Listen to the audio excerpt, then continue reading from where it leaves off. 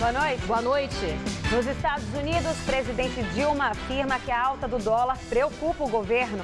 Senadora Marta Suplicy, ex-petista histórica, se filia ao PMDB ao lado do vice Temer e dos presidentes do Senado e da Câmara. A cúpula do partido discursou contra o PT e defendeu candidatura própria na disputa pela Prefeitura de São Paulo em 2016. Ministério Público Federal pede arquivamento de inquérito sobre ex-presidente Lula e suposto repasse irregular de dinheiro da Portugal Telecom para o PT. Em São Paulo, mutirão incentiva o reconhecimento de paternidade de crianças de escolas públicas. Exposição reúne obras de Frida Kahlo, artista mexicana que virou ícone pop.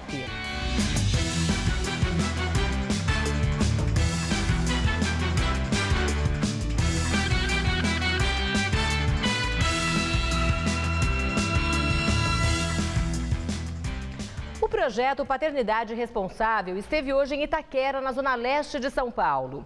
O mutirão, criado pela Corregedoria Geral da Justiça de São Paulo, tem como foco o reconhecimento da paternidade de crianças e adolescentes de escolas públicas que não têm o nome do pai em seu registro.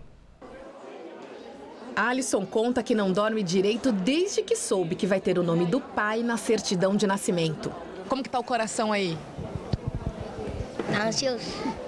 O Tribunal de Justiça de São Paulo enviou 4.200 cartas como esta, que convida os responsáveis de crianças e adolescentes em atividade escolar que não têm o nome do pai na certidão de nascimento a participarem desse mutirão e tirarem suas dúvidas. Vou fazer meu papel, vou correr atrás dele, vou atrás dele. O oficial de justiça vai mandar uma carta para ele também. Então nós vamos correr atrás, vamos ver qual vai ser a atitude dele agora, né? Segundo a ARPEN, Associação dos Registradores de Pessoas Naturais do Estado de São Paulo, existem quase 5 milhões de estudantes no Brasil que não têm o nome do pai na certidão de nascimento. As escolas públicas paulistas lideram esse ranking com cerca de 644 mil estudantes sem registro paterno. Esta parceria com o Tribunal de Justiça, com a Vara da Família, faz com que nós possamos trazer a justiça para mais perto do cidadão. O projeto Paternidade Responsável existe desde 2006. Nos mutirões, se o pai estiver junto e não houver dúvida sobre a paternidade, é possível receber a nova certidão de nascimento em 3 dias úteis. Há casos como o de Alisson, que o pai biológico é desconhecido e o padrasto decide pela adoção unilateral. Foi desde quando a gente fez exame mesmo, que eu conheci e tal, e já tinha vontade, até a gente já ia fazer isso mesmo, a gente ia no cartório e ia fazer isso daí mesmo. Se não fosse por essa iniciativa, isso ia demorar para sair dos planos, talvez até nem saísse, né? Porque a gente tinha vontade de fazer isso, mas sempre faltava tempo, eu trabalho, ele também, então nunca estava assim os dois disponível, então a gente ficava adiando, nós vamos fazer, e ele crescendo, ele cobrava isso, na verdade. Como que é seu nome e como que ele vai ficar agora? Alisson Patrick de Oliveira Silva. E como era antes? Alisson Patrick de Oliveira. No mutirão, também é possível iniciar o processo judicial de reconhecimento por meio de intimação e realizar testes de DNA para quem quer ter a certeza que a criança faz parte da família, como essa avó. O filho dela morreu há 2 anos, mas ela faz questão do nome dele no registro. Eu quero, para confirmar realmente essa criança é filha do meu filho que é falecido, entendeu? Então, assim, eu quero o bem-estar da criança, o melhor para poder estar recebendo a pensão como todos os outros ele está recebendo, só ela que não. Um maquinista da CPTM, Companhia Paulista de Trens Metropolitanos, morreu nesta madrugada atropelado por um trem da linha 7 Rubi, perto da estação Palmeiras-Barra Funda, na zona oeste de São Paulo. O maquinista atingido é Daniel Mendes Marcelino, de 36 anos, funcionário da companhia há 5 anos. A assessoria de imprensa da CPTM informou em nota que lamenta o ocorrido e está dando apoio aos familiares e que apura como ocorreu o acidente. Papa Francisco desembarca na Filadélfia. Hoje é o penúltimo dia da primeira visita oficial dele aos Estados Unidos. De manhã, durante o embarque em Nova York, o Papa quase caiu após tropeçar enquanto subia as escadas do avião que o levou para a Filadélfia. Logo após o desembarque, ao deixar o aeroporto, o Papa Francisco quebrou mais uma vez o protocolo. Ele pediu que a comitiva parasse e desceu do carro para abençoar um menino de 10 anos com paralisia cerebral que estava em uma cadeira de rodas. Francisco seguiu para a Basílica de São Pedro e São Paulo, onde rezou uma missa. Ele declarou que o futuro da igreja depende do aumento da participação dos leigos e também da valorização da imensa contribuição das mulheres. Francisco ainda deve discursar sobre a liberdade religiosa e da imigração e participar do Encontro Mundial das Famílias. 1,5 milhão de fiéis são esperados neste final de semana na cidade para ver o líder da Igreja Católica. Nos Estados Unidos, o presidente Dilma afirma que está extremamente preocupada com a alta do dólar. Nesta semana, a cotação da moeda americana ultrapassou os R$4. Na porta do hotel em que está hospedada em Nova York, a presidente disse se preocupar principalmente porque há empresas brasileiras com dívidas em dólar e defendeu o uso das reservas internacionais para conter a alta da moeda americana. O Brasil hoje tem reservas suficientes para que nós não tenhamos nenhum problema em relação a nenhuma disruptura por conta do dólar. Estamos extremamente preocupados porque tem empresas endividadas em dólar. Então, o governo terá uma posição bem clara e firme, como foi essa que o Banco Central teve ao longo do final da semana passada. Hoje de manhã, a presidente participou da reunião do G4, grupo que reúne Brasil, Alemanha, Japão e Índia, criado para pleitear mudanças no Conselho de Segurança da ONU. A reforma do Conselho de Segurança da ONU permanece como a principal questão pendente na agenda da ONU. Nós precisamos de um conselho renovado que reflita adequadamente a nova correlação de forças mundial, muito distinta daquela de 1945. Precisamos de um Conselho de Segurança representativo, legítimo e eficaz.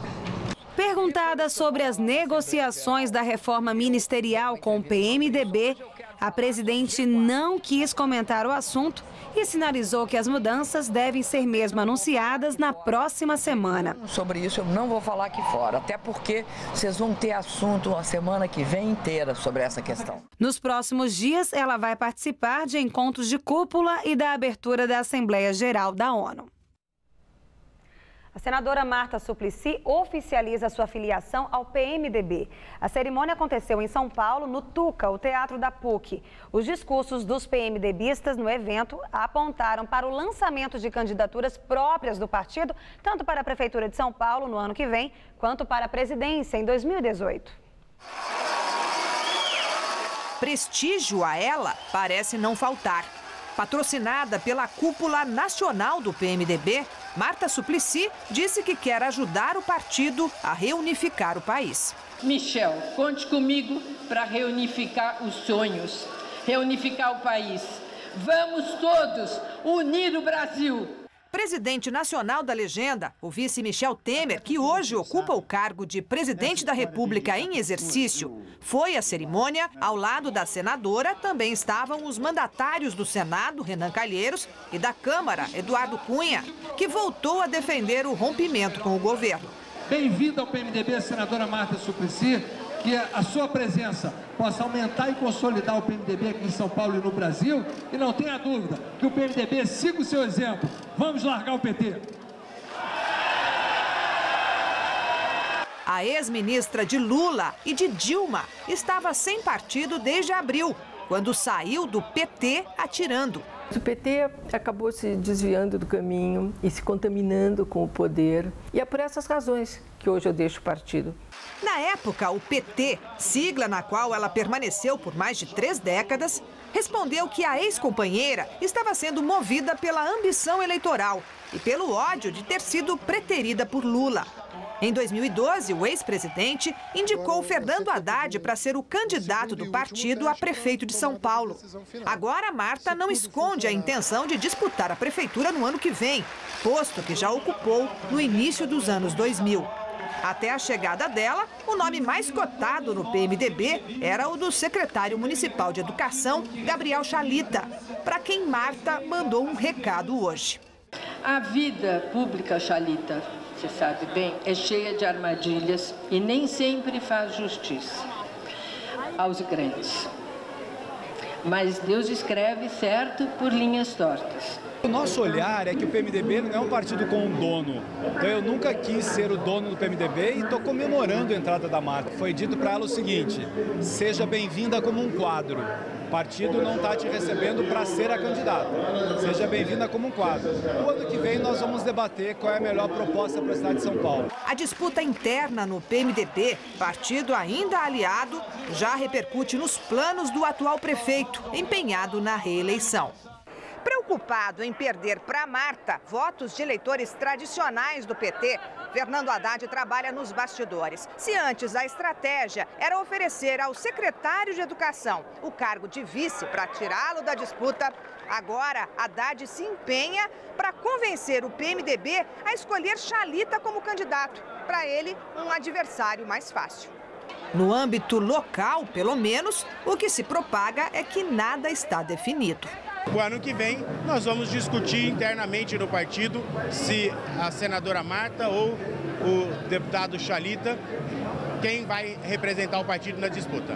É certo que o PMDB terá candidato a prefeito na capital. Manifestantes do PT e de movimentos sociais fizeram hoje um ato na Praça da Sé, no centro de São Paulo, em defesa do PT e do governo da presidente Dilma. Este ato foi convocado em defesa do PT, dos partidos de esquerda e dos movimentos sociais. Além da militância petista, também compõem o ato o PCO, o PCdoB e o PDT, além de sindicalistas e representantes de movimentos por moradia.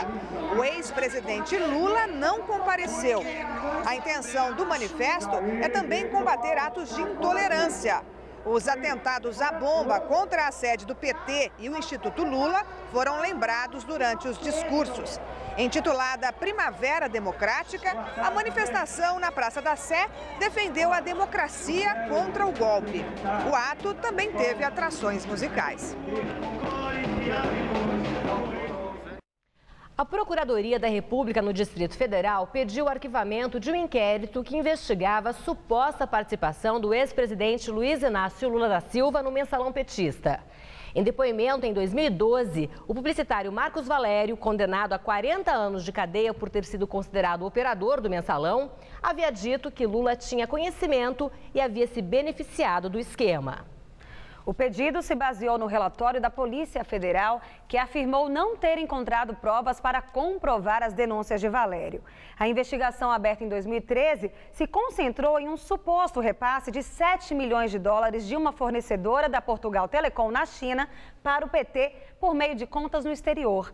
A Justiça Federal no Distrito Federal, que acompanha a investigação, ainda vai analisar o pedido de arquivamento.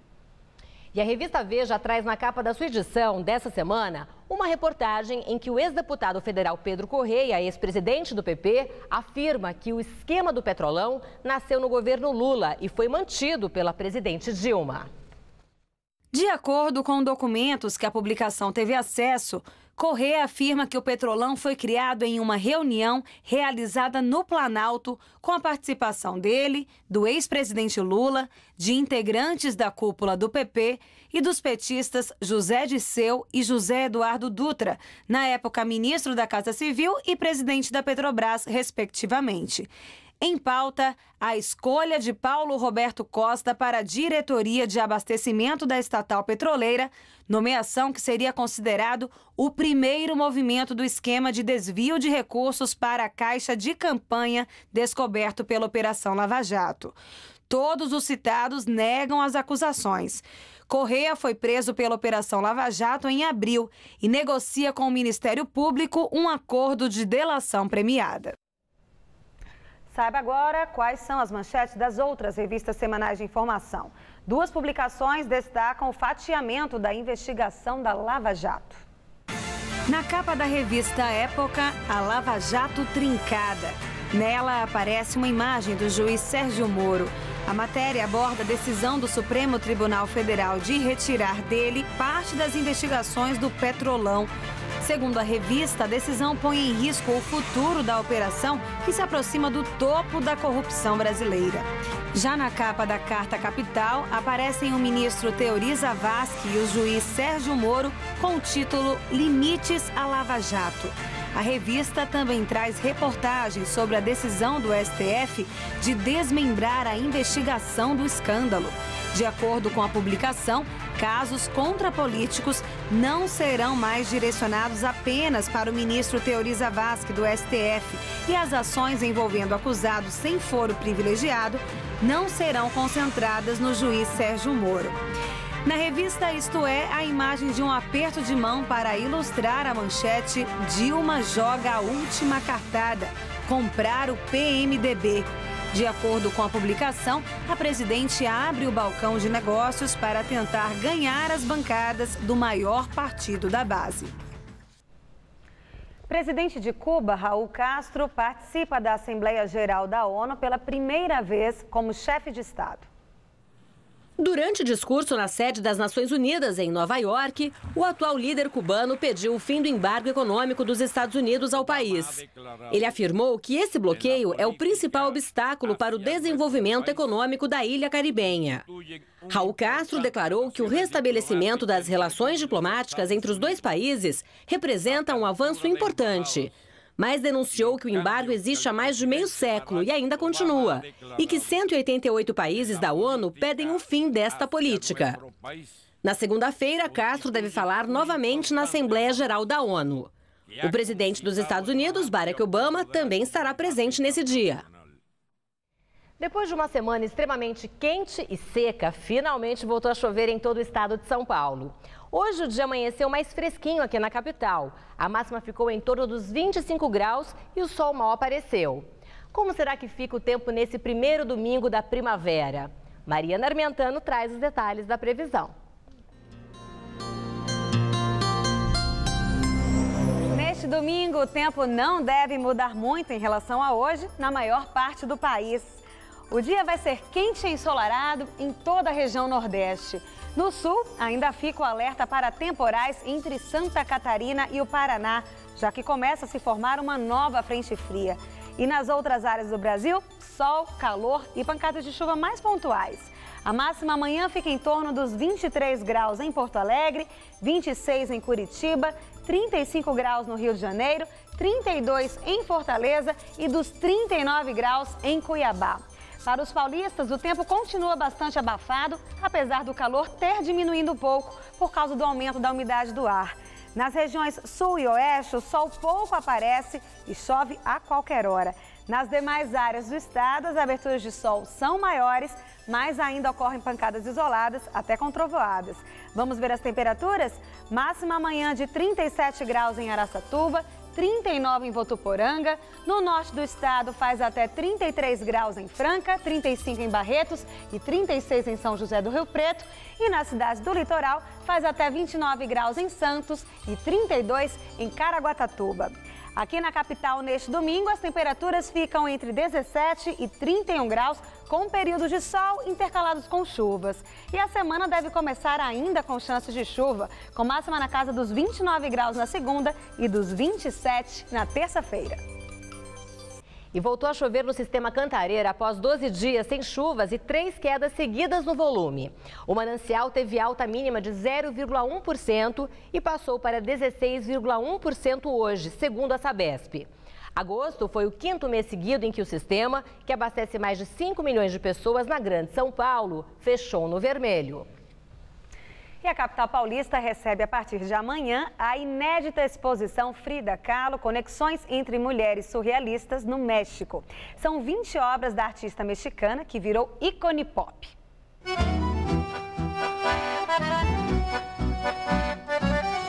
Frida está no meio de nós, nas canecas, ímãs, garrafas, nas capas de celular, bolsas e carteiras. A figura exótica de sobrancelhas grossas se misturou a Marilyns e super-heróis e ajuda a vender as bugigangas do nosso dia a dia.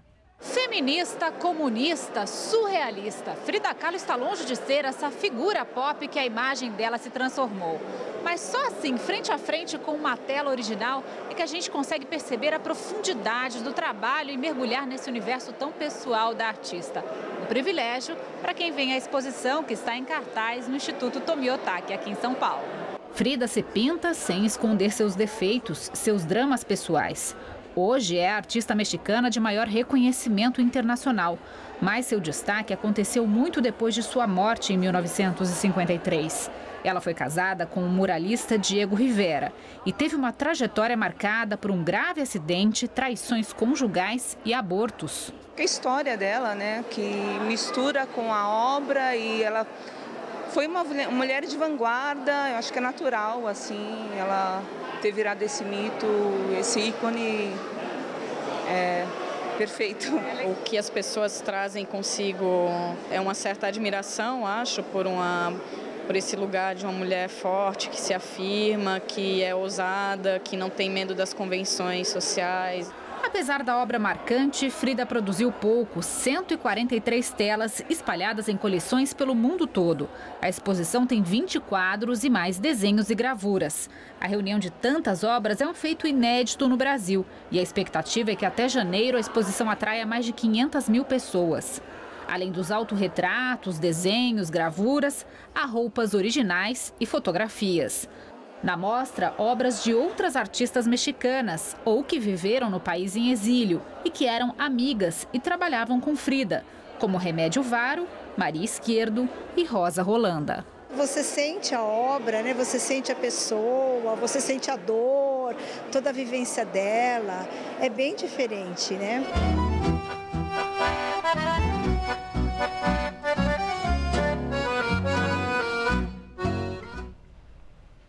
A exposição Frida Kahlo, Conexões entre Mulheres Surrealistas no México, acontece no Instituto Tomiotaki, em Pinheiros, zona oeste da capital, de amanhã, 27 de setembro, até 10 de janeiro de 2016.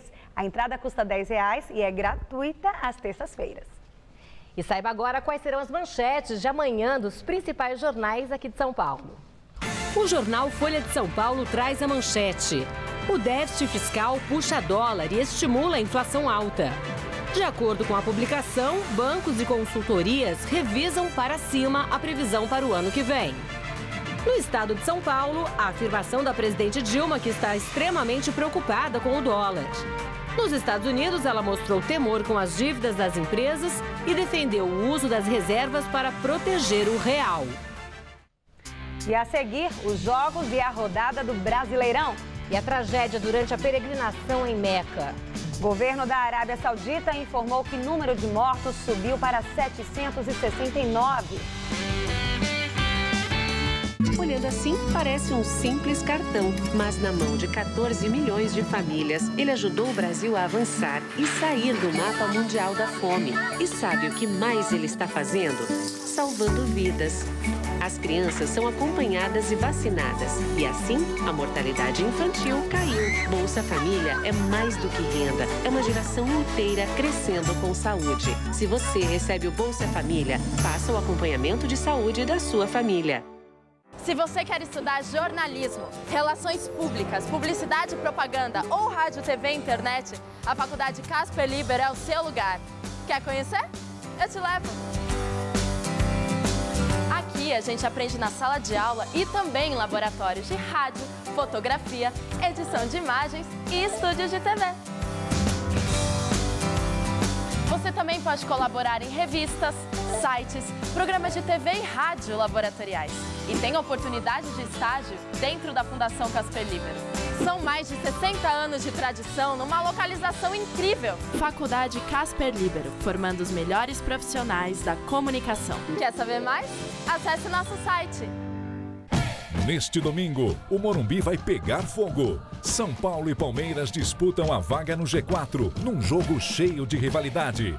Santos e Inter também estão na briga e se enfrentam na Vila Belmiro. Com tanto jogão, você não vai ficar de fora do debate, não é? Mesa Redonda, neste domingo, 9h30 da noite. Oferecimento LuxColor. Tudo que é muito bom é tão bom quanto pintar com LuxColor. Bautec, super manta líquida impermeabilizante. Rexona com Motion Sense. Nada te protege melhor quando você se movimenta. Center Castilho. Vai reformar? Passe no Castilho.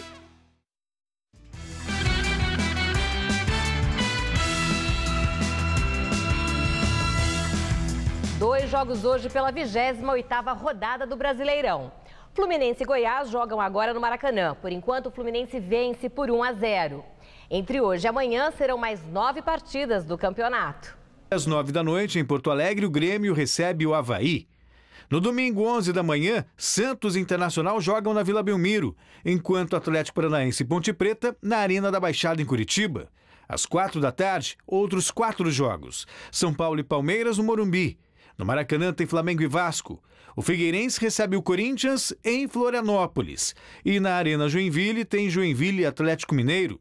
Fechando a rodada, 6h30, o Cruzeiro recebe o Curitiba no Estádio do Mineirão. E na Ilha do Retiro, em Recife, o Sport enfrenta a Chapecoense. E agora a Fórmula 1. Após desempenho ruim no último Grande Prêmio de Singapura, a Mercedes mostra recuperação. Os 2 pilotos da equipe alemã saem na frente no GP do Japão. O atual líder do campeonato, o inglês Lewis Hamilton, foi superado pelo companheiro de equipe, o alemão Nico Rosberg, que larga na pole position. Em terceiro, o finlandês Valtteri Bottas, da Williams. Sebastian Vettel, da Ferrari, vencedor em Singapura, larga em 4º lugar. Já o brasileiro Felipe Massa, da equipe Williams, sai em 5º. O outro brasileiro da categoria, Felipe Nasser, da Sauber, larga em 18º. Na etapa final do treino classificatório, o russo Kvyat, da RBR, perdeu o controle na saída da curva e se chocou fortemente contra a barreira de pneus. Apesar da gravidade do acidente, o piloto saiu ileso.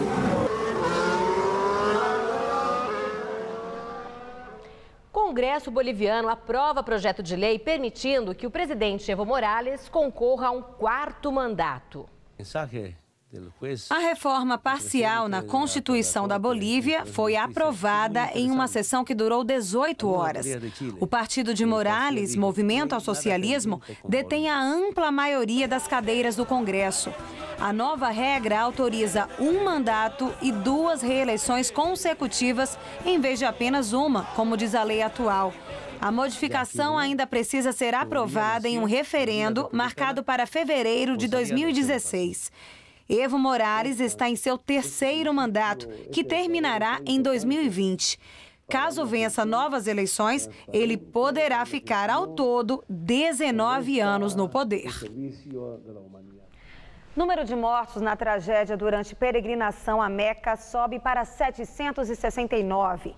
O balanço é do Ministério da Saúde da Arábia Saudita. 934 pessoas ficaram feridas. Desde a última divulgação, 52 pessoas morreram em diferentes hospitais.